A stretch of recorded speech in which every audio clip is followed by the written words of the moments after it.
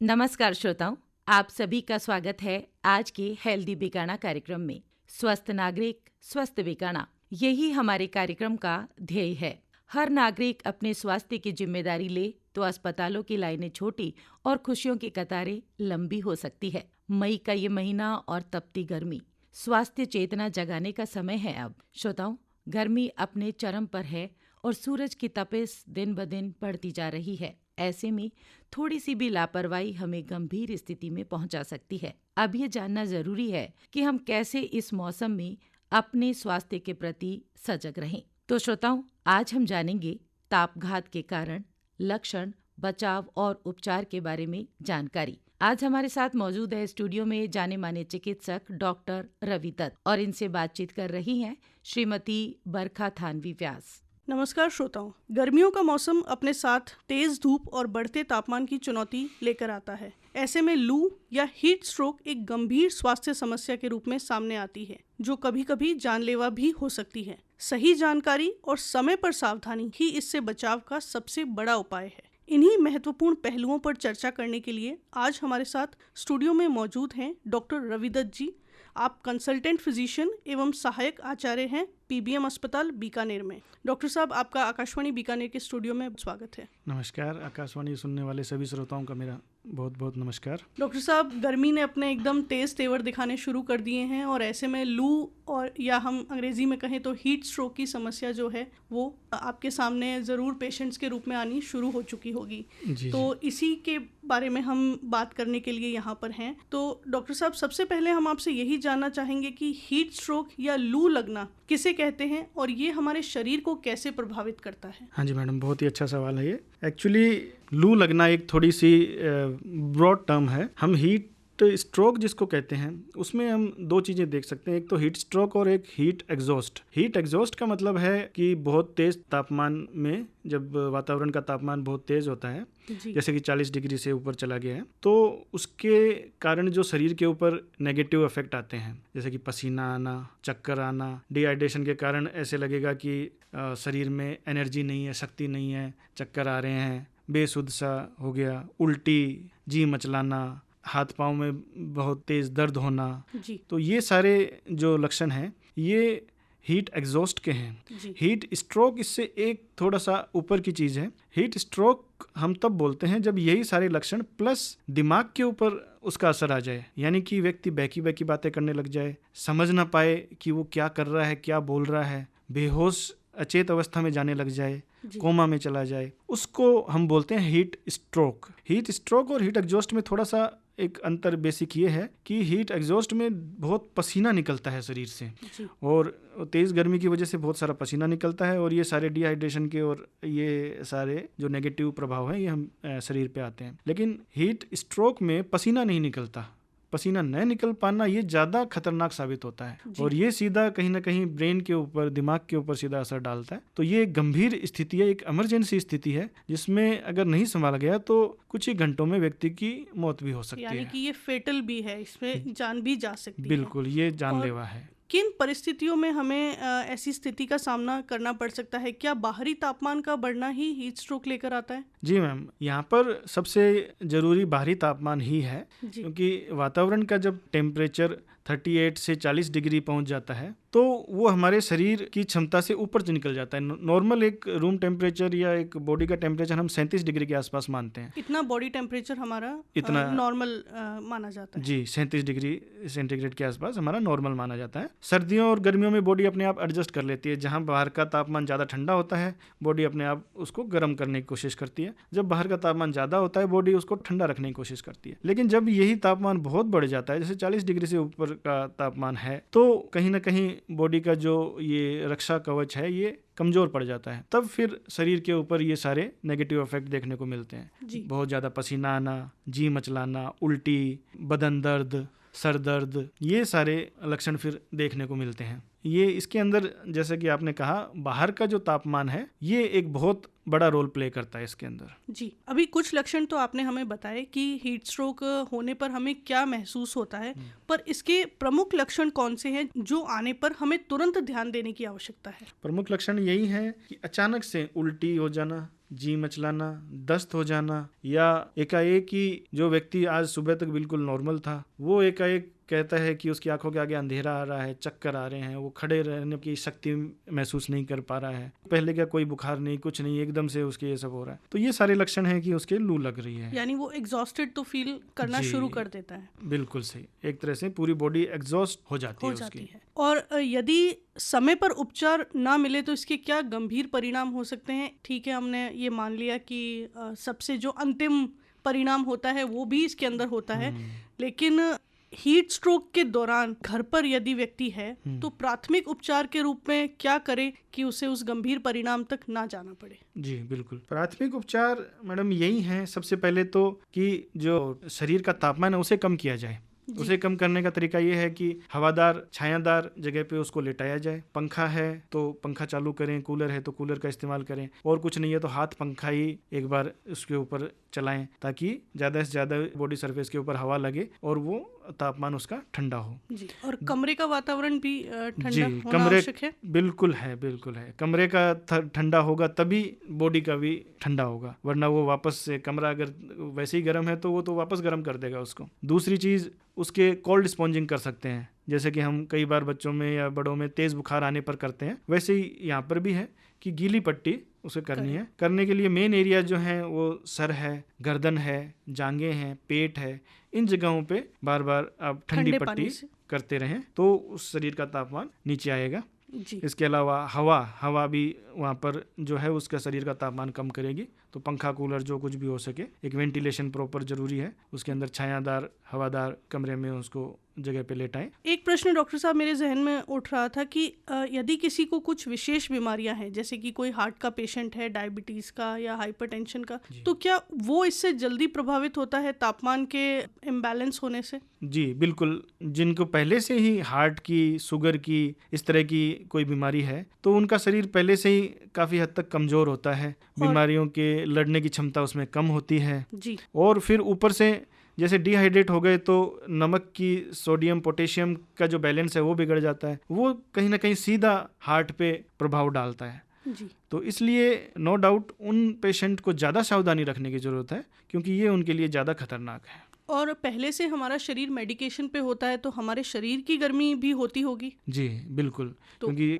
हर चाहे वो दवाई कितनी सेफ हो, कुछ ना कुछ छोटा मोटा साइड इफेक्ट उसका होता ही है। तो आपकी बात सही है कि उसकी वजह से पहले से ही शरीर के अंदर कुछ ना कुछ केमिकल रिएक्शंस चल रहे होते हैं, तो ऐसे में जो ये गर्मी या हीट स्ट्रोक उसको ज़्यादा प्रभावित करता है उसके शरीर। निश्चित रूप से ऐसे में जो बाहरी तापमान बढ़ना वो हमें ज़्यादा नुकसान पहुंचा सकता है। तो ऐसे में डॉक्टर साहब, आम जनता को या हम सभी को लू से बचने के लिए या हीट स्ट्रोक से बचने के लिए क्या सावधानियां अपनानी चाहिए? जी, सबसे पहली सावधानी तो यही है कि अगर पता है कि बाहर बहुत तेज़ तापमान है, 40 डिग्री से ऊपर तापमान है और कोई बहुत ज़रूरी कार्य नहीं है तो घर में ही रहें, बाहर निकले ही नहीं। दूसरी, अगर निकलना भी पड़ गया तो फिर आप उसके हिसाब से पूरा प्रोटेक्शन लेके चलें, जैसे कि गमछा, टोपी, पगड़ी, ऐसा कुछ जो आपके सिर को बचाव रखे। पूरे आस्तीन के कपड़े पहने, हल्के रंग के कपड़े पहने और हल्के कपड़े पहने जो ज़्यादा मोटे ना हो जी। तो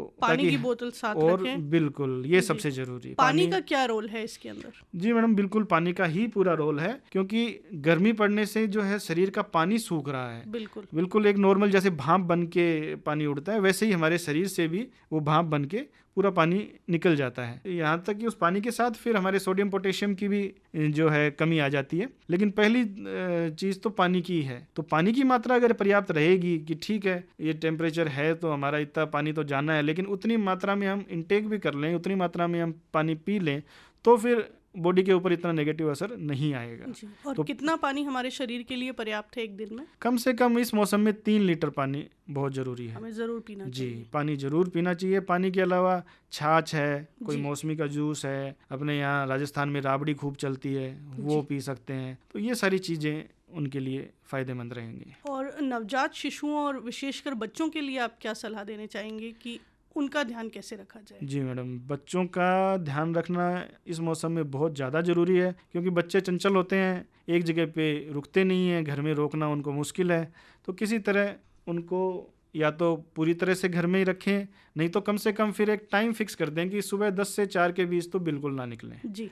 ये सबसे ज़रूरी है। दूसरा, पानी कि क्योंकि वो अपने आप से इतना अवेयर नहीं है, तो ये बड़ों का ही फर्ज बनता है कि उनको कम से कम 2.5-3 लीटर पानी दिन भर में उनको भी जरूर पिलाएं जी। और डॉक्टर साहब, नवजात शिशुओं के लिए एक मिथ रहता है कि लोग जो भरी गर्मी में बच्चे होते हैं तो उनको एसी नहीं लगाते, कूलर नहीं लगाते, पंखे में रखते हैं, तापमान जो है इस तरीके से कमरे का बढ़ जाता है। नहीं मैडम, ऐसा कुछ नहीं है, ये मिथ है। जो भी बड़ों में जो ठंडे कमरे को ठंडा रखने के जो भी उपाय हैं, चाहे कूलर है, चाहे एसी है, चाहे पंखा है, वही बच्चों में भी यूज कर सकते हैं, ऐसा कुछ नहीं है। हाँ, कुछ स्पेशल कंडीशंस होती हैं, जैसे कि कोई प्रीमेच्योर बेबी है या कोई और जॉन्डिस है बच्चे को, उसमें फिर वो मेडिकल कंडीशंस होती हैं, उनमें डॉक्टर की सलाह के अनुसार उनको रखना होता है। बाकी नॉर्मल जो बच्चा है, चाहे वो नवजात ही क्यों ना हो, कोई दिक्कत नहीं है। माँ और बच्चे को आप नॉर्मल एसी से आप टेम्परेचर को कंट्रोल करके, बिल्कुल ऐसे अननेसेसरी गर्मी सहन करने का कोई फायदा नहीं है। उसके बजाय तो पंखा, कूलर, एसी में जो में भी अफोर्ड कर सकते हैं और ठंडा रख सकते हैं तो रखना चाहिए, उसमें कोई दिक्कत नहीं है। डॉक्टर साहब, आपने बखूबी हमें बताया कि हमें किस प्रकार की सावधानी रखनी चाहिए और क्या प्रमुख लक्षण होते हैं हीट स्ट्रोक के, या अत्यधिक गर्मी कैसे बचना है हमें। अब बात करें हम डॉक्टर साहब, जो ग्रामीण परिवेश के लोग हैं या हम कहें कुछ मजदूर वर्ग जैसे है जो कि बाहरी खुले के अंदर जिनका काम ज़्यादा रहता है। आज हम तो फिर भी चलिए कार्यालय के अंदर हमारे पास में साधन सुविधा बिल्कुल होती है, पर जिनके पास नहीं है उनके लिए आप क्या विशेष सलाह देंगे? जी मैडम, तो इसके अंदर यही है, सबसे पहले तो जो मजदूर वर्ग है, मजबूरी है उनकी जाना, तो वो जाएंगे, काम भी करेंगे। एक तो सुबह नाश्ता अच्छा नाश्ता करके घर से निकलें जी, और जिसके अंदर दही, छाछ वगैरह शामिल हो। प्याज हमें लू से बचाता है, प्याज खाना भी, या जैसे कि कैरी पन्ना, आम, ये सारी चीज़ें आप नाश्ते में इस्तेमाल कर सकते हैं। तो उससे क्या है कि उनका शरीर हाइड्रेटेड रहेगा, पानी की कमी नहीं आएगी और पेट भरा रहेगा, तो शरीर भी मजबूत रहेगा गर्मी को झेलने के लिए जी। फिर जहाँ आप कार्यस्थल पे जहाँ पे भी जा रहे हैं, आपको काम करना ही है, तो वहाँ पर भी पानी की पर्याप्त मात्रा का आप इंतजाम रखें जी। कि यही मान के चलना कि दिन भर में कम से कम 3 लीटर पानी तो मुझे पीना है, तो 1 या 2 बोतल साथ में उधर लेके जाएं जी।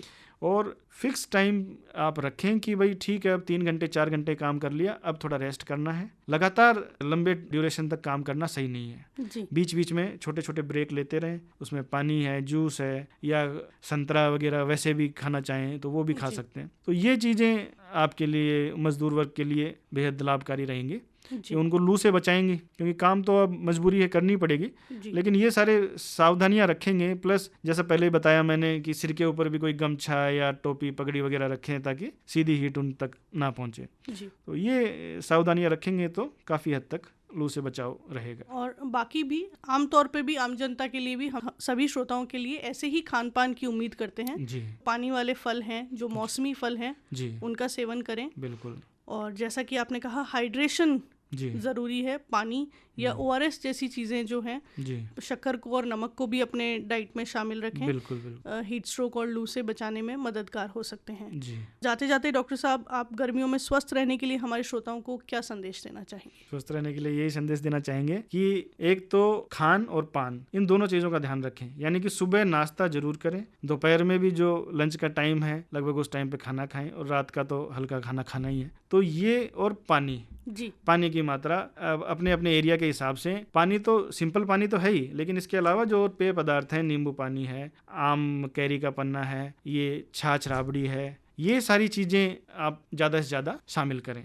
तो अगर यही सब, हमारे बुजुर्गों ने भी यही सब चीज़ें को इस्तेमाल किया है और हमेशा लू से बचाव रहा है उनका, तो यही चीज़ें हमें अपनानी है। जो ट्रेडिशनल जो चीज़ें हैं वो बहुत लाभदायक हैं और इजीली अवेलेबल हैं, हर कोई उनको अपना सकता है। तो ये कुछ एक छोटी छोटी चीज़ें हैं, इनका ध्यान रखेंगे तो बिल्कुल लू से बचे रहेंगे। यानी कि सावधानी ही उपचार है। सबसे पहले हमें सतर्क रहना है, सावधान रहना है जी। और आज की इस महत्वपूर्ण चर्चा से हमें यही समझ आया कि लू से बचाव के लिए जागरूकता, सही खान पान और समय पर सावधानी बेहद ज़रूरी है।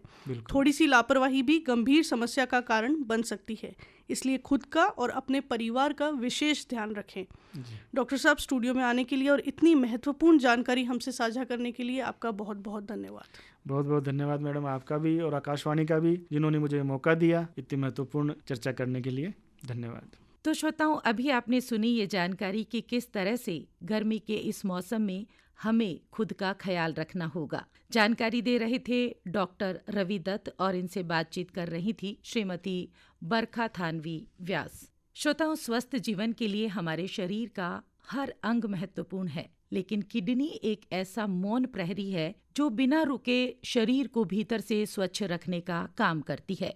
हमारे शरीर की एक अद्भुत मशीन जो भीतर से स्वच्छ, संतुलित और सक्रिय रखने की जिम्मेदारी निभाती है, वो है किडनी। जी हाँ श्रोताओं, लेकिन आज की बदलती जीवन शैली, कम पानी पीना और खान पान की अनियमितता के कारण किडनी संबंधी रोग और विशेषकर किडनी स्टोन, जी हाँ यानी पथरी, इसकी समस्याएं तेजी से बढ़ती जा रही है। आखिर किडनी स्टोन क्यों बनता है, इसके शुरुआती लक्षण क्या है, क्या सावधानियां रखी जाए, इन्हीं सभी प्रश्नों के उत्तर जानने के लिए आज हमारे साथ स्टूडियो में हैं डॉक्टर रुचिर एरन, यूरोलॉजिस्ट, और इनसे बातचीत कर रहे हैं श्री रेवंत राम लेघा। तो आइए सुनते हैं ये विशेष साक्षात्कार। श्रोताओं, स्वस्थ जीवन की आधारशिला है हमारा शरीर। इस शरीर को भीतर से संतुलित और स्वच्छ बनाए रखने में किडनी की भूमिका महत्वपूर्ण होती है। लेकिन बदलती जीवन शैली, खान पान और पानी की कमी के कारण किडनी से जुड़ी कई समस्याएं, खासकर किडनी स्टोन, तेजी से बढ़ रहे हैं। किडनी स्टोन क्यों बनता है, क्या इसे रोका जा सकता है और क्या इसके उपचार विद्यमान हैं, इन सब पर विस्तार से चर्चा करने के लिए आज हमारे साथ स्टूडियो में मौजूद हैं वरिष्ठ यूरोलॉजिस्ट डॉक्टर रुचिर एरन। डॉक्टर साहब, आकाशवाणी के स्टूडियो में आपका स्वागत है। धन्यवाद। डॉक्टर साहब, सबसे पहले हमारे श्रोताओं को सरल भाषा में ये बताइए कि किडनी शरीर में क्या काम करती है, क्या फंक्शनिंग इसकी है। जैसा कि आपने बताया कि शरीर को स्वच्छ रखने में, शरीर को साफ रखने में किडनी का महत्वपूर्ण योगदान है जी।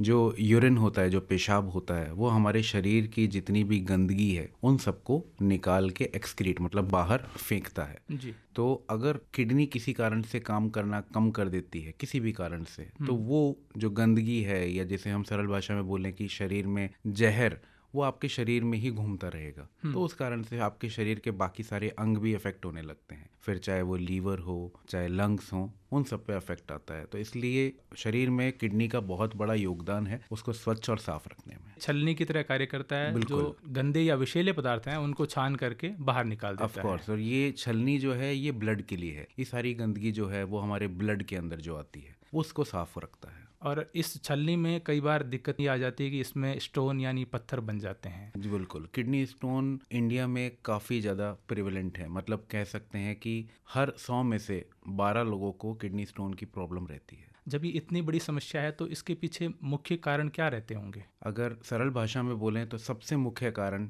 कम पेशाब आना, और कम पेशाब आने का सबसे मुख्य कारण कम पानी पीना। तो पानी कम पी रहे हैं तो वो छलनी जो है वो प्रॉपर काम नहीं करती जो किडनी के अंदर लगी हुई है, और उसमें धीरे धीरे स्टोन जो है पथरी बनने लग जाती है। पथरी बनने के चांसेस हो जाते हैं। कोई शुरुआती लक्षण प्रकट होते हैं इसके कि अब किडनी स्टोन मेरे शरीर में बन रहा है, ऐसे कोई शारीरिक बदलाव दिखते हो या पेशाब में कोई बदलाव दिखते हो? पेशाब में ज़रूर बदलाव दिखते हैं। जब आप पानी कम पी रहे हैं तो शरीर में गुर्दे जो हैं वो पेशाब कम बना रहे हैं। तो जब आप पेशाब कर रहे हैं तो पेशाब का जो रंग है वो गहरा पीला होना, कभी कभार बदबू आना उसके अंदर, गाढ़ा पेशाब आना, ये सारे शुरुआती लक्षण हम मान सकते हैं कि उनको आगे पथरी बनने की टेंडेंसी हो सकती है। ये नहीं कह सकते कि हर एक को होगी, लेकिन मुख्य कारण यही देखा गया है, कम पेशाब आना सारे प्रकार के पथरियों के लिए एक मुख्य कारण है। शरीर में कोई बदलाव दिखते हैं जिसके किडनी स्टोन बनने की आशंका हो? किडनी स्टोन एक्चुअली बहुत सारी चीज़ों पे निर्भर करता है, हमारे खान पान से लेके, हमारी बीमारियों से लेके, हमारे गुर्दे पर भी। तो अपन अगर शरीर में देखें कि शरीर में कोई शुरुआती बदलाव आएगा तो शुरुआती ऐसे कोई बदलाव आप नहीं कह सकते किसी मरीज को देखकर कि हाँ इनके किडनी स्टोन है। हाँ, किडनी स्टोन जब प्रेजेंट करता है तो शुरुआती स्टेज में कभी कभार वो दर्द कर सकता है। किडनी स्टोन वो अगर दर्द करता है तो फिर वो उसके अलग अलग कैरेक्टरिस्टिक्स होती हैं। किडनी में है तो अलग टाइप से दर्द करता है, किडनी की जो नलकी होती है पेशाब की, यूरेटर में अटकता है तो अलग टाइप से दर्द करता है। क्या सारे किडनी स्टोन दर्द करते हैं? नहीं, ये भी एक इम्पॉर्टेंट चीज़ है, महत्वपूर्ण चीज़ है कि 100% किडनी स्टोन्स दर्द नहीं करते। और इसी कारण से कई बार देखा जाता है कि जब मरीज़ हमारे पास आते हैं, कुछ मरीजों के कभी पथरी दर्द ही नहीं कर रही होती और पथरी पड़ी होती है बड़ी 20-30 mm की पथरी, और उनके गुर्दे को काफ़ी नुकसान कर चुकी होती है। कई केसेस में तो गुर्दों को खराब भी कर चुकी होती है। तो किडनी स्टोन अगर दर्द नहीं कर रहा है उसके बावजूद वो किडनी को नुकसान करेगा? बिल्कुल बिल्कुल। किडनी स्टोन अगर बड़ा है, किडनी में अगर सूजन कर रहा है, जी। तो ये ना समझें कि वो किडनी को नुकसान नहीं कर रहा अगर आपको दर्द नहीं कर रहा तो। दर्द कोई परिभाषा नहीं है कि किडनी आपकी ठीक काम कर रही है या नहीं कर रही। किस प्रकार इसका निदान किया जा सकता है? इसको कैसे हम देख सकते हैं कि जो किडनी है उसमें स्टोन बन गया है या नहीं बन गया है? इसकी कोई विशेष जांचें होती है? सबसे विशेष और सबसे सरल जांच आज के समय में जो कि हर जगह उपलब्ध है वो है सोनोग्राफी, जी।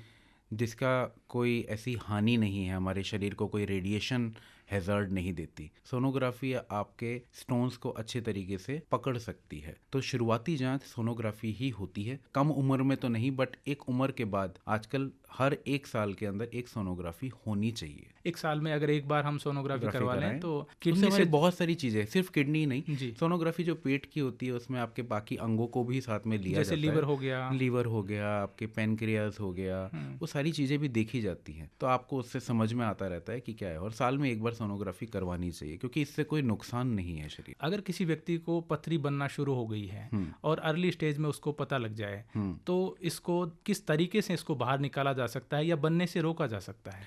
जी, अब ये बड़ा महत्वपूर्ण सवाल है कि अगर आपको शुरुआती स्टेज में ही पता चल गया है, अगर पथरी का जो साइज़ है वो छोटा है, छोटे आकार की है, तो काफ़ी बार देखा गया है कि पथरी अपने आप आपके रास्ते से निकल सकती है। हाँ, ये ज़रूर है कि उसको निकलने में हम मदद कर सकते हैं। सबसे ज़रूर जो महत्वपूर्ण मदद है वो हमारे ही द्वारा है, पानी पीने के कारण। जी।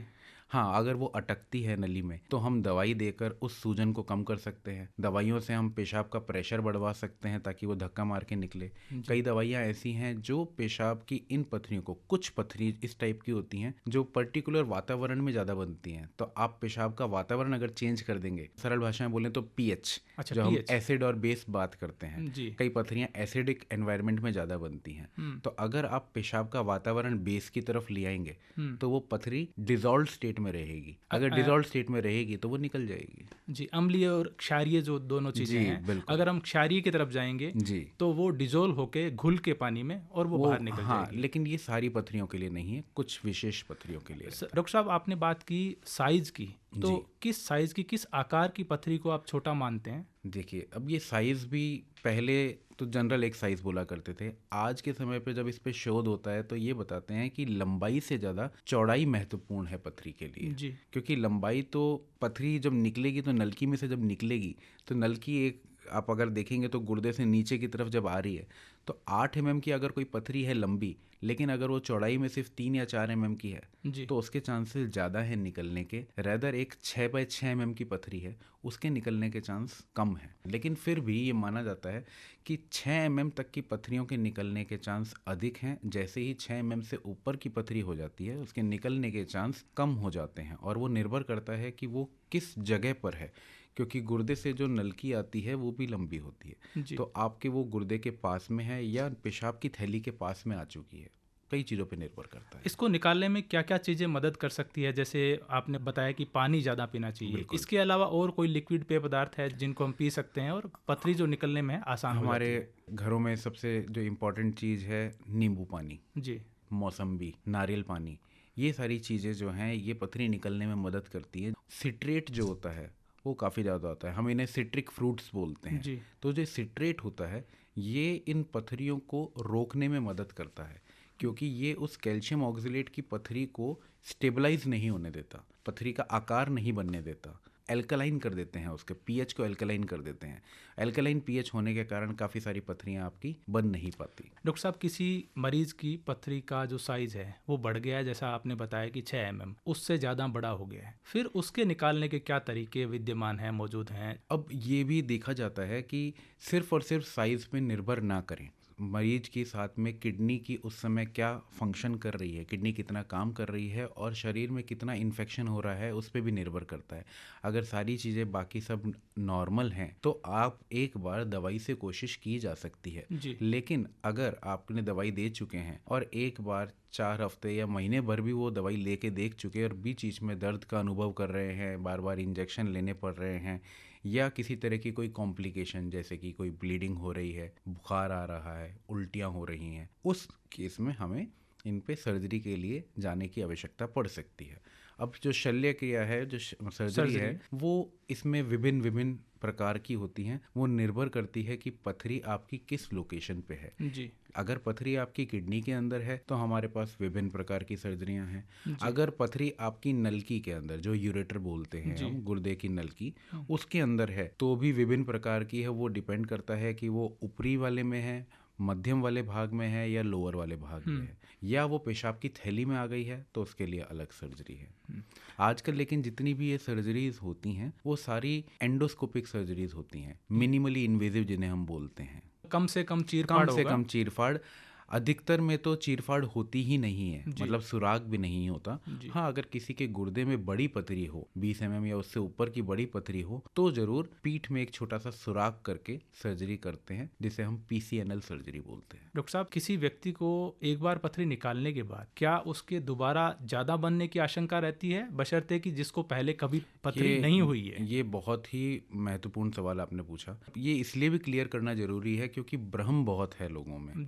देखिए, एक बार अगर किसी के पथरी बनी है तो 5 से 10 साल के अंदर 50% संभावना है कि उसके वापस पथरी बन सकती है जी। अब वो 50% को कम करने की संभावना जो है वो अपने हाथ में है। अपन कितना कम कर सकते हैं उसमें सबसे जैसे ज़रूरी चीज़ हम बार बार डिस्कस कर रहे हैं, पानी पीना। फिर हमने ये फ्रूट्स की बात की।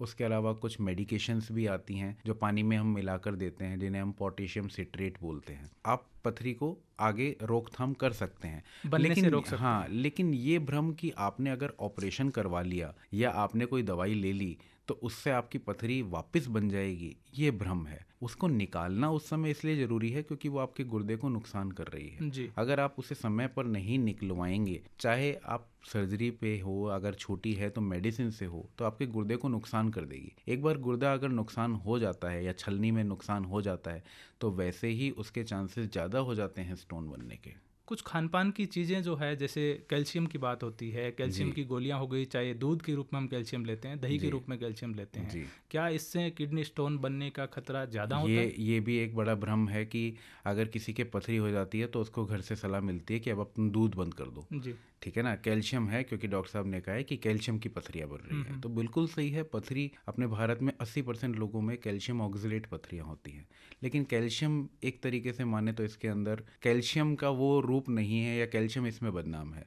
अगर आप कैल्शियम की मात्रा कम कर देंगे, जैसे अगर आप पहले 2 गिलास दूध पीते थे, अभी आपने अगर दूध बंद कर दिया, आपके पथरी बनने के चांस ज़्यादा हो जाएंगे। अच्छा, जो संतुलित पोषण है, संतुलित आहार अगर नहीं लेंगे तो ज़्यादा हो जाएंगे, पथरी बनने के चांसेस क्योंकि कैल्शियम असल में आपके ये जो पथरी बन रही है कैल्शियम ऑक्सलेट की, तो ये जो ऑक्सलेट होता है ये हमारे खाने में होता है। आप इसे कम जरूर कर सकते हैं, आप इसे बंद नहीं कर सकते। आपके हर खाने के अंदर ऑक्सलेट होता है। और कौन से विशेष पदार्थ हैं जिनमें ऑक्सलेट ज़्यादा होता है? हाई ऑक्सलेट जो पदार्थ हैं, जैसे आपके नट्स हो गए जी, चॉकलेट्स हो गई जी, आपके चीकू हो गया फ्रूट्स में, भिंडी हो गई, ये जो है ये हाई ऑक्सलेट्स वाले फूड्स हैं। टमाटर और हरी मिर्च भी नुकसान करते हैं? बीज वाली चीज़ें जनरली बोली जाती हैं कि ये हाई ऑक्सलेट होते हैं, लेकिन सारे के सारे बीज में हाई ऑक्सलेट नहीं होता, कई में मीडियम भी होता है। तो माइल्ड टू मीडियम वाले आप पदार्थ ले सकते हैं। मैं वही कह रहा हूँ, आप इनको बंद नहीं कर सकते। आपको इनको सेवन कम करना है, बंद नहीं करना है। संतुलित पोषण तो लेना ही होगा। तो इसलिए अगर आपने कैल्शियम बंद कर दिया तो ये जो ऑक्सलेट है ये हमारी आंतों को, मतलब हमारे शरीर में ज़्यादा एब्जॉर्ब होने लगता है और ये कैल्शियम ही उसको रोक के रखता है। तो इसलिए संतुलित मात्रा में कैल्शियम लेना जरूरी है। किडनी को स्वस्थ रखने की बात हम कर रहे हैं और आपने बार बार जिक्र किया कि पानी की मात्रा हमें बढ़ाए रखनी चाहिए या एक संतुलित मात्रा में पानी पीना चाहिए। कितनी मात्रा हम रोज पिएं ताकि जो किडनी स्टोन बनने का खतरा है वो कम रहे? देखिए, ये सवाल हर मरीज मुझसे पूछता है कि डॉक्टर साहब पानी कितना पिएं। ये निर्भर करता है कि आप अपनी जीवन शैली में किस तरीके से रहते हैं। एक नॉर्मल इंसान की अगर हम बात करें तो वो अगर 2.5 से 3 लीटर पानी पी रहा है तो हम ये मान के चलेंगे कि करीब करीब 2 लीटर पेशाब बन रहा है। अगर किसी के 2 लीटर पेशाब बन रहा है तो उनकी किडनी बढ़िया काम कर रही है और अच्छी मात्रा के अंदर सारी गंदगियाँ निकल रही हैं। सरल भाषा में अगर हम किसी को ये बोलें कि आप इतना पानी पिएं कि पेशाब का रंग पानी जैसा होना चाहिए, तो उसके लिए आप पेशाब का रंग देख लें। अगर आपका पेशाब का रंग पानी जैसा है तो इसका मतलब आप ठीक मात्रा में पानी पी रहे हैं। साथ में जीवन शैली में बहुत सारी चीज़ों का आजकल निर्भर करता है। आजकल जो हम ये देख रहे हैं फास्ट फूड जी, अभी तक हमने सिर्फ पानी की बात की। क्या ये नुकसान करते हैं किडनी को? करते हैं, क्योंकि पानी के बाद अगर हम किसी चीज़ पे आज ध्यान दें, क्योंकि जैसे आपने बताया कि ये बीज वाली चीज़ें कॉमन है आजकल, अधिकतर लोगों को पता चलने लगा है। जो आज भी लोग ध्यान नहीं देते वो है नमक, जी, सोडियम। प्रचंड मात्रा में अगर आप सोडियम या नमक ले रहे हैं तो भी आपके पथरी बनने के चांसेस ज़्यादा हो जाते हैं। जी श्रोताओं, किडनी स्वास्थ्य और किडनी स्टोन से जुड़े महत्वपूर्ण पहलुओं पर डॉक्टर साहब ने हमें विस्तार से जानकारी दी। उम्मीद है कि ये चर्चा आपके लिए उपयोगी रही होगी और आप अपनी दिनचर्या में ज़रूरी बदलाव करके किडनी को स्वस्थ रख पाएंगे। डॉक्टर रुचिर एरन, आपने अपना कीमती समय हमें दिया, इसके लिए आपका बहुत बहुत धन्यवाद। बहुत बहुत धन्यवाद, थैंक यू। तो श्रोताओं, ये थी जानकारी। किडनी और किडनी स्टोन के बारे में जानकारी दे रहे थे डॉक्टर रुचिर एरन और इनसे बातचीत कर रहे थे श्री रेवंतराम लेखा। श्रोताओं, मई का ये महीना स्वास्थ्य जागरूकता का महीना है। जी हाँ, इस माह में है बहुत सारे स्वास्थ्य दिवस। श्रोताओं, 5 मई को हम मना रहे हैं विश्व हाथ स्वच्छता दिवस। 8 मई विश्व रेड क्रॉस दिवस, जो कि प्राथमिक उपचार, रक्तदान और आपदा में स्वास्थ्य सहायता का संदेश देता है। 17 मई को है विश्व उच्च रक्तचाप दिवस। हाई ब्लड प्रेशर को साइलेंट किलर कहा जाता है, इसीलिए नमक कम, तनाव कम, नियमित जांच, यही है बचाव। और 31 मई को है विश्व तंबाकू निषेध दिवस। इस साल का संदेश है तंबाकू छोड़ें, जीवन जोड़ें। तो श्रोताओं, इन स्वास्थ्य दिवसों का उद्देश्य सिर्फ एक दिन मनाना नहीं, बल्कि पूरे जीवन को स्वस्थ बनाने का संकल्प लेना है। जी हाँ, मेरा स्वास्थ्य मेरी जिम्मेदारी। इसी संदेश के साथ आज्ञा दीजिए कविता वर्मा को। कार्यक्रम की प्रस्तुति थी श्रीमती बरखा थानवी व्यास की और संयोजन श्री अमित सिंह का।